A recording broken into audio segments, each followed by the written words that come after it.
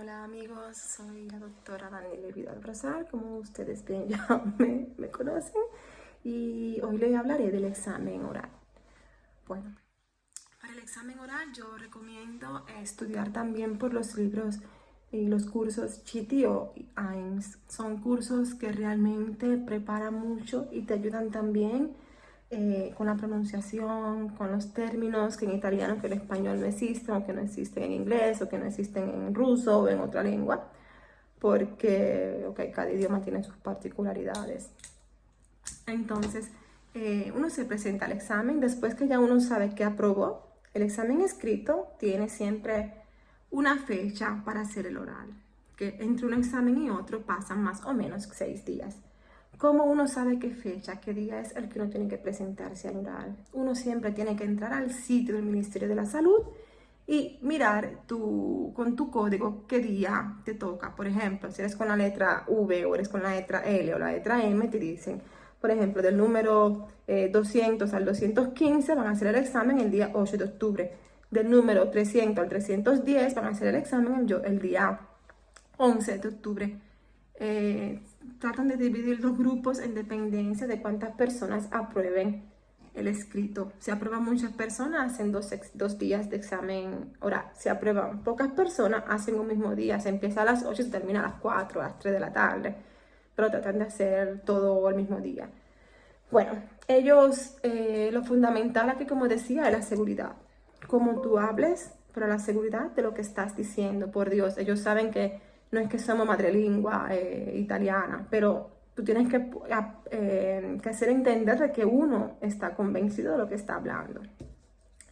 Normalmente se hacen 2 preguntas por cada materia, por cada asignatura, pero a veces el médico, para ayudarte, te hace una tercera pregunta cuando ves que estás un poquito floja o que no le estás diciendo lo que ellos quieren saber. Por ejemplo, no lo sé, te preguntan hernia abdominal, pero tú estás diciendo que hice 1, 2, no sé las otras 3, 4 hernias, o dije una y no sé cómo decir las otras, no sé cómo describir las otras.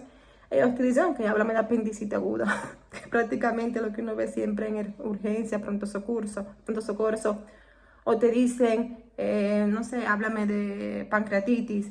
Cosas que sean a veces cosas que uno toca un poquito más como médico, pero a veces te dice la clasificación del cáncer de colon. Dime todo lo que hay que hacer para llegar al diagnóstico. Uno tiene que prepararse mucho y las clasificaciones, como decía, hay que ayornarlas, actualizarlas siempre, siempre, siempre. Ojo con los cánceres para el examen oral, porque los preguntan, pero uno nunca sabe qué te van a preguntar. Pero hay que siempre actualizarse con las clasificaciones, los síntomas del cuadro clínico, síntomas, cuadro clínico, diagnóstico diferencial, patologías que puedan ser parecidas o no parecidas, y la clasificación es muy, muy importante. Y ya por último, ciertamente la terapia. Que ellos en la terapia, si digo la verdad, no es que son tan insistentes.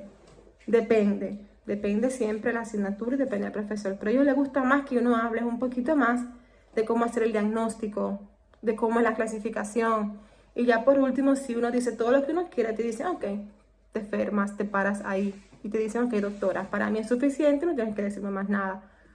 Por ejemplo, yo en ginecología, a mí me hicieron una sola pregunta en ginecología y eso fue yo, ¿what? Pero era una pregunta complicada, porque era una pregunta que era, de una pregunta salían otras preguntas y yo dije, ok, ella en una sola pregunta me ha hecho 3 preguntas, pero si no hay profesores que te dicen, háblame del embarazo ectópico, háblame de los abortos y háblame del climaterio, por ejemplo, la menopausia. Hay quien te dice, háblame del embarazo ectópico. ¿Cómo llegaste a ese diagnóstico? ¿Con qué otra cosa lo puedes diferenciar? ¿Qué tú piensas si te da el beta-caxigila positivo? ¿Cuál es el valor? Y ya por ahí te sacan otras preguntas. Y eres tan suficiente en tu respuesta que te dicen, ok, doctora, para mí es suficiente, puede pasar al próximo doctor. Por ejemplo, en mi año habían hecho un tribunal con todos los profesores delante y así uno sabía que te preguntaba uno, pero ese de al lado estaba escuchando a lo mejor lo que tú estabas diciendo. Normalmente ellos son con otros alumnos, porque no es que hay un solo, digamos, no es que los 5 profesores están esperando que tú termines una pregunta para después pasar para otro, sino el examen sería hasta las 12 de la noche del otro día. No. Hay un paciente, disculpe, hay un médico sentado con el paciente, el profesor de pediatría, otro médico sentado con el profesor de ginecología, otro médico sentado con el profesor de medicina legal, y ellos a veces tratan de tener un poquito de espacio para que uno pueda desarrollarse y pueda hablar con confianza, pero más o menos están todos un poquito cerca, o por lo menos 3 o 2 están un poquito más cerca, y así sabe lo que tú vas haciendo. Se escribe tu nota en cada nota que uno supera. También en el oral tienes que tener más de 18 puntos. Que eso es una escala que ellos hacen dependiendo de cómo uno se presente al examen y de la seguridad con la que uno hable. Si tú hablaste bien, fuiste directo, dijiste las cosas justas, porque también digo otra cosa, no se pongan a decir cosas que uno no sabe, porque por ahí te cogen. Habla seguro lo que tú sabes. Si no lo sabes, no lo inventes, porque en medicina, sí, siempre cambian las cosas y 1 más 1 no es 1, pero no es 2 nunca, pero para ello en ese momento, si ellos dicen que es 1, es 1, y si es 2, es 2. Y si tú estás convencida que no es 1 ni es 2, tienes que demostrarlo, pero con mucha seguridad, por supuesto. Si tú estás convencido de lo que estás diciendo, con seguridad, usted defiende su palabra. Entonces, después que uno supera los exámenes, uno dice aprobado. Tú vas pasando por cada profesor y tú sabes la impresión de cómo fue el examen. A veces te dicen, con la misma cara tú dices, ok, estos me desaprobaron, no hice nada bien. Y ya uno también sabe porque uno ve la respuesta que uno da, independencia de la pregunta que le hacen. Si uno supera los 5 exámenes que tiene que hacer o los 4 exámenes que uno tiene que hacer, tú dices, wow, superé, soy médico en Italia. Pero siempre hay que esperar al final de que todos terminen porque ellos leen la lista y te hacen firmar un documento, un acta de que usted aprobó el examen. Si uno no aprueba una asignatura pero aprueba las otras y saque 30 puntos, se repite como en el práctico, en el escrito. No pasas el examen y te toca presentarte otra vez. Esta es la parte bruta, que es todo o nada. Si es todo en el sentido que te toca aprobar todo, y si desapruebas uno, como que no aprobaste nada. Bueno, haciendo una recapitulación, digamos, un resumen de todo, es cada profesor tienes que ir directo a hablar seguro, a responder las preguntas. Son 2 preguntas, pero a veces pueden hacer 3 o a veces puedes hacer 1 y eres suficiente. Te dan un tiempo. Realmente el oral no tiene un tiempo definido, pero si tú en 5 minutos respondiste la pregunta que al profesor le gustó, usted puede pasar al próximo examen. Entonces, después que te dicen que usted aprobó el examen, usted firma y tienen que esperar que le llegue a casa siempre un decreto, que es otra cartica así del ministerio, y te dicen en esa cartica, te mandan un decreto que sería el reconocimiento de tu título de médico extranjero, que dice ese documento, usted está apta y habilitada para trabajar en Italia, en cualquier lugar.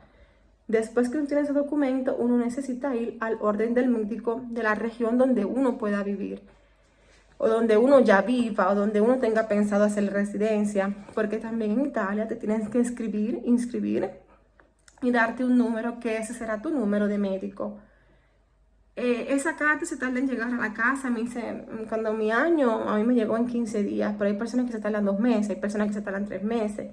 Hay personas que se lo mandan directamente a Argentina por DHL, o si lo hicieron la práctica por Argentina, porque hay personas que viajan solamente a Italia para hacer el examen y después regresan a su país y esperan en su país el resultado del examen, aunque si ya uno se va de aquí sabiendo que aprobó, pero no le llega el decreto, es decir, la carta, como le decía, llega solamente al final. Entonces, con ese decreto usted dice, soy médico, tienes 2 años para poderte inscribir en una orden del médico de la región donde tú quieras, el registro médico, y ejercer en Italia. Si uno no ejerce en un periodo de 2 años o no se inscribe, creo que se tiene que volver a hacer el examen. Pero bueno, pienso que nadie, después de tanto sacrificio, o si no, tiene que comunicar que no ha podido transferirse, que no ha podido vivir en Italia, y ellos te dan más tiempo con ese decreto. Los próximos pasos, después que no tenga el decreto, lo explicaré en un próximo video. Saludos, amigos.